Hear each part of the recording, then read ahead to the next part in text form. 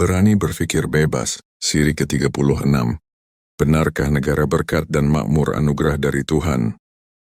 Istilah negara berkat selalunya dikaitkan dengan konsep keagamaan seperti redha Tuhan, ketaatan rakyat, dan pengamalan ritual secara intens. Namun jika konsep ini diperhatikan dengan jujur dan seksama, yaitu dengan melihat langsung perilaku dan praktikal dunia semasa, kita akan menemukan jawaban yang berbeza. Punca sebenar sesebuah negara dianggap berkat, bukan kerana slogan atau simbol keagamaan, tetapi kerana ekonomi negara tersebut berfungsi dengan sehat. Dengan ekonomi yang baik itu, rakyat dapat hidup dengan selesa, dapat pendidikan berkualiti, infrastruktur yang baik, rawatan kesehatan yang adil, bekerja dan dapat menikmati hasil usaha masing-masing. Secara terasnya, negara yang ekonominya baik, rakyatnya akan makmur. Kemakmuran itu menjadi aras keberkatan sesebuah negara. Apabila ekonomi sesebuah negara berada dalam keadaan baik, rakyat tidak terperangkap dalam mode survival. Cara rakyat berfikir menjadi lebih baik. Baik membuat keputusan, tidak terlalu dipengaruhi oleh emosi, mampu mengurus kehidupan, mampu merancang masa depan, dan sebagainya. Daripada ekonomi yang stabil, lahirlah sistem pendidikan yang lebih berfungsi. Pendidikan tidak lagi dilihat sebagai beban, tetapi sebagai alat mobility sosial. Pada masa yang sama, produktiviti meningkat kerana rakyat memiliki keupayaan intelektual dan teknikal untuk mencipta nilai, bukan sekadar mengikut arahan. Sumber manusia dari rakyat menjadi lebih berkualiti, dan sumber yang baik itu pula akan berputar kembali menjadi penggerak ekonomi negara, yang kemudian hasilnya akan kembali semula kepada rakyat. Ia membentuk putaran yang positif.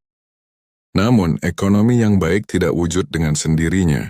Ia tidak turun dari langit dan tidak muncul melalui doa semata-mata. Ia adalah hasil mahsul manusia. Ekonomi dibentuk oleh dasar serta keputusan pemerintah yang jujur dan berkesan. Pemerintah mengambil langkah bijak dari pemikiran yang rasional. Pemerintah yang rasional ialah pemerintah yang berfikir berasaskan realiti, data dan keberkesanan. Mereka membina sistem, bukan kultus. Mereka melihat rakyat sebagai sumber yang boleh dibudayakan. Mereka mencipta kitaran yang positif dan saling menguntungkan. Pemerintah sendiri harus bersikap tegas dalam tata kelola, mengekang rasuah secara struktur, bukan sekadar dikecam secara moral. Daripada gabungan ekonomi yang berfungsi dan tadbir urus yang rasional, lahirlah unsur paling penting dari sesebuah negara berkat, yaitu modal insan yang berkualiti. Modal insan bukan sekadar bilangan penduduk atau tahap kesolehan individu, tetapi merujuk kepada keupayaan rakyat untuk berbudaya secara maksimal, yaitu berfikir secara kritikal, menyelesaikan masalah, mencipta inovasi, dan menyesuaikan diri dengan perubahan global. Negara berkat bukan negara yang paling ramai orang beragama, tetapi negara yang paling ramai manusia berkemampuan dan berfungsi. Nah, dari keberkatan itu lahirlah rakyat sejahtera yang menjadikan sesebuah negara itu makmur. Dalam kerangka ini, kepercayaan pribadi seperti agama masih boleh wujud sebagai sumber ketenangan individu. Namun ketenangan emosi bukanlah enjin pembangunan negara. Dasar awam yang berkesan tidak dibina atas kepercayaan metafisik, tetapi atas rationality bukti dan kebolehan untuk dikritik serta diperbaiki.